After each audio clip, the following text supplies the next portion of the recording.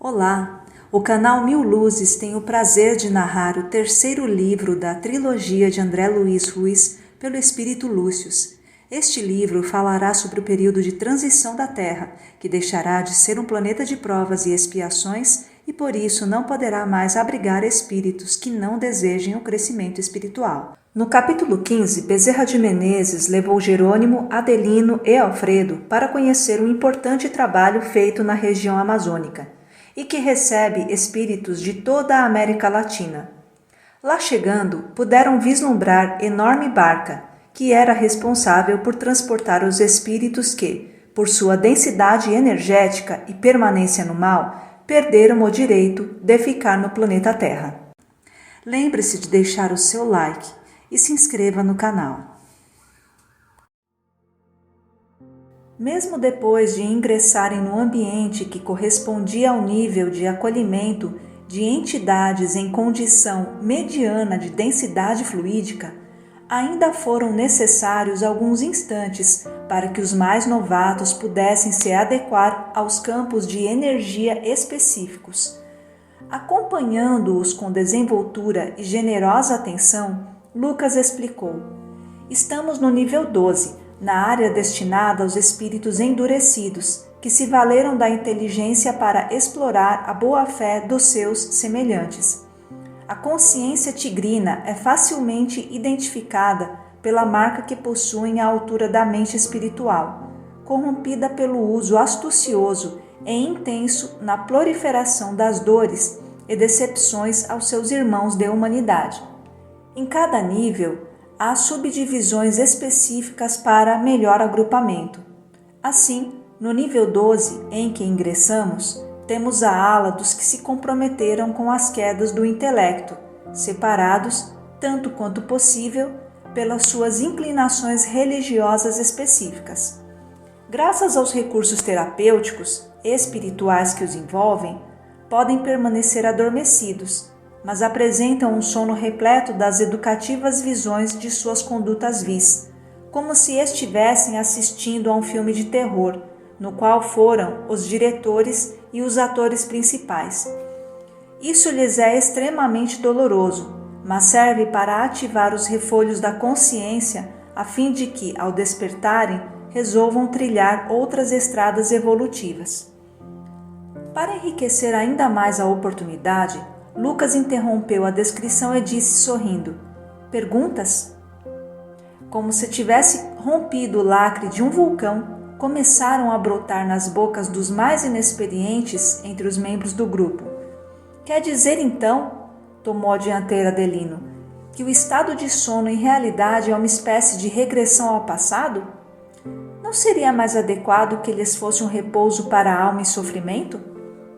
Entendendo a abrangência da indagação do inteligente companheiro, Lucas observou: bem, Adelino, a etapa das tentativas e erros já passou para todos eles. Aqui não estamos diante de espíritos cuja finalidade é a de corrigirem seus equívocos para que depois de um ano inteiro de descaso consigam tirar boa nota nos exames finais e passar de ano. Encontramo-no diante dos que já foram reprovados por sua desídia, por terem sido maus alunos.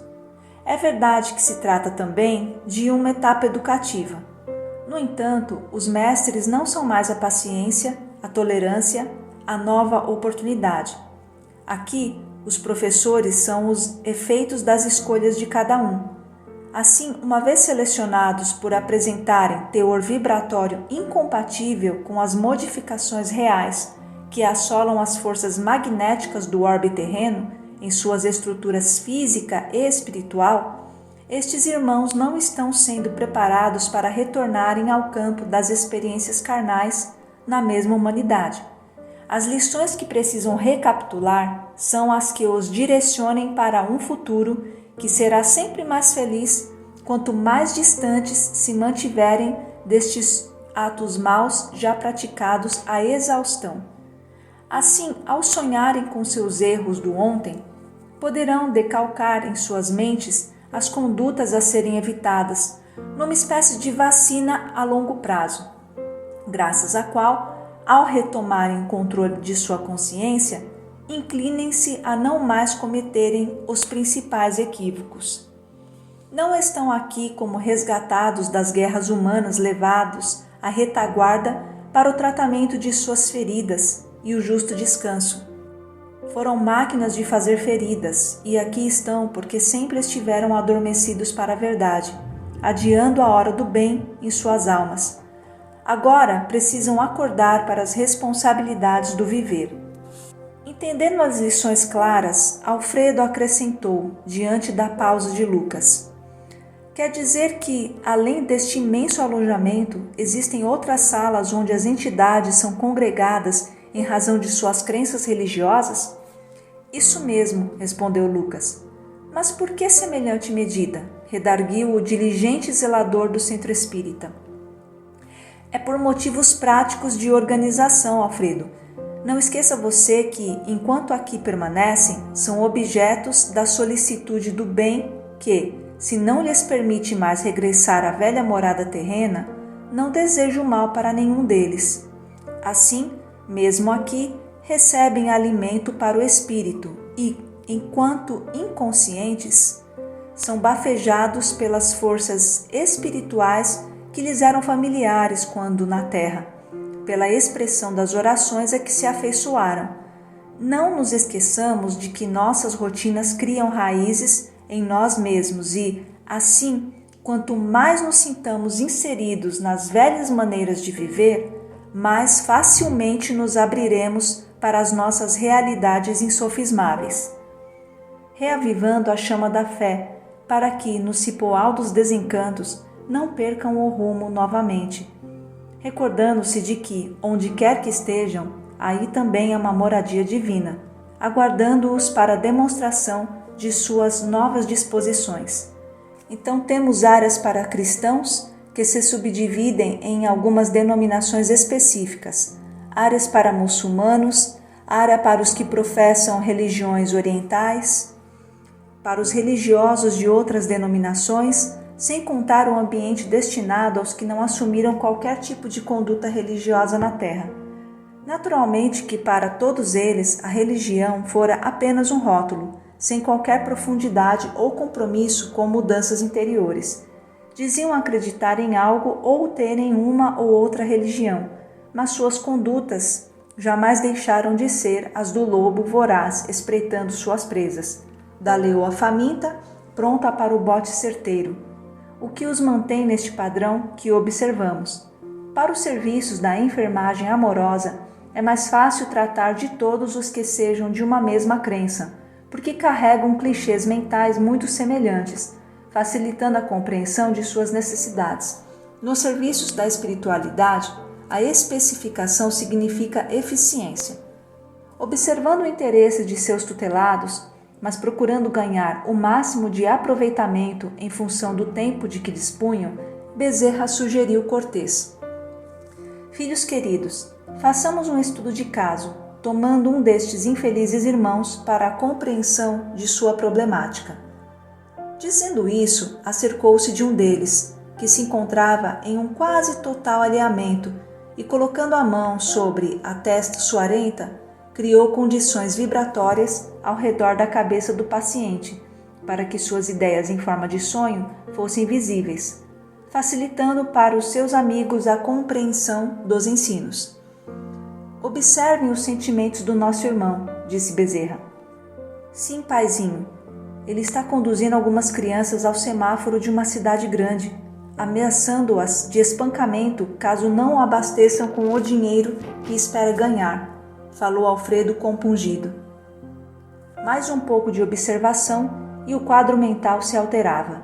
Agora surgiam furtos praticados no meio da multidão, roubos premeditados, sem medir as consequências sobre suas vítimas. Homicídios perpetrados com a frieza dos que pensam que jamais serão alcançados pela justiça divina. Tais quadros eram um filme que ia abrangendo várias etapas da mesma vida, mas ao mesmo tempo em que também penetrava os arcanos do inconsciente de outras existências, para a constatação da repetição interminável dos mesmos delitos. Bezerra retirou a mão da testa do infeliz meliante moral e a transferiu para o que estava no leito vizinho. O mecanismo foi igual ao do anterior, mas a cena vista absolutamente distinta. Parece ser um representante governamental. Sim, disse Adelino. Agora é um homem importante, com responsabilidade social. Parece ser um prefeito ou coisa do tipo. Está extorquindo dinheiro de uma empresa com a desculpa de lhe favorecer com concessões tributárias, lesando o patrimônio do povo. Agora parece estar ordenando certa perseguição política a adversário, valendo-se de calúnia ou difamação ardilosamente urdida. Meu Deus! Agora está usando dinheiro público para embelezar a entrada de sua propriedade rural, alegando ser uma necessidade pública, quando outra coisa não deseja do que valorizar o próprio imóvel. Todos viam a cena, enquanto Adelino as ia descrevendo. Então, tudo pareceu voltar ao passado, misturando as imagens de agora com as de outro tempo muito recuado. Vejam, ele está agora em pleno Coliseu. Parece Roma antiga. Está assistindo a um espetáculo de morte, enquanto aguarda o resultado de suas apostas pesadas. Dinheiro roubado novamente, usando para financiar sua jogatina desenfreada. Pertence à tradicional e rica família romana, que sustenta seus vícios através dos saques indiscriminados que faz junto aos cofres de César, que é generoso com tais excessos porque necessita de seu apoio político para manter-se no poder sem oposições maiores. Agora, vejam, está mais velho, decrépito, parece doente de lepra. Perdeu seus títulos e suas riquezas e, dessa forma, ameaça os seus pares com as chagas e pústulas que carrega, de forma a obter alguns recursos com base na chantagem ou na ameaça. Seus adversários de outrora tramam sua morte, pagando para um outro leproso enterrar uma adaga na garganta do infeliz. Ódio e mais ódio. Rico ou pobre, este irmão jamais se afastou das inclinações mesquinhas, nem mesmo quando recebeu o berço doce e amoroso de pais, que tentaram nele edificar outros princípios. Ele próprio executou mais de 18 genitores, ao longo de inúmeras existências, com o intento de herdar-lhes os bens ou vingar justas reprimendas, ou então, se não matava, encaminhava inumeráveis benfeitores para os vales dos aflitos, para asilos variados, para hospitais de loucos. A emoção das palavras de Adelino contaminava os corações dos amigos, que igualmente se admiravam da vastidão dos malefícios produzidos por um único dos espíritos ali estagiando. Retomando o fio da lição, Bezerra asseverou: como podem ver, nestes ambientes não encontramos nenhum irmão ao qual tenha sido negada a mão da misericórdia. Todos os que aqui se congregam padecem do mesmo tipo de doença, enraizada no orgulho e no egoísmo, carregados de interesses pessoais, colhendo as dores que semearam. São réus por suas próprias escolhas. Mesmo assim, estão em um leito limpo e sob os cuidados da enfermagem amorosa e consoladora, ainda que seu destino seja o exílio distante, no qual se reencontrarão consigo mesmos e com as leis do universo, no respeito que devem aprender a nutrir pelas coisas de Deus. Aproveitando a lição, Jerônimo perguntou, certamente para ensejar o aprendizado de seus companheiros: no caso dos que se encontram neste nível, em ambientes destinados aos que tiveram algum tipo de religião declarada, encontraremos apenas sacerdotes dos cultos variados? Bezerra então esclareceu: longe disso, meu filho. Lá encontraremos tanto sacerdotes e pregadores de todos os cultos quanto os fiéis a eles vinculados, contaminados pela mesma enfermidade do interesse mesquinho, das práticas desumanas, das argumentações religiosas para fundamentar seus desatinos e desmandos. Toda espécie de lesão moral produzida pelo interesse, pelo orgulho e pelo egoísmo reflete-se não apenas nos que eram integrantes de religiões oficiais, mas, como não poderia deixar de ser, sobre os que, religiosos e conhecedores dos ensinamentos do bem, se fizeram surdos a eles, visando a conquista dos tesouros do mundo. Como podem entender agora, aí estão aqueles a quem Jesus advertia de que não deveriam esperar a recompensa dos céus, porque já a haviam recebido na terra. O ensinamento era rico e interessante, mas era preciso aproveitar os minutos. Então Bezerra sugeriu que encerrassem as observações e partissem para um nível mais inferior, onde terminariam o aprendizado daquela noite.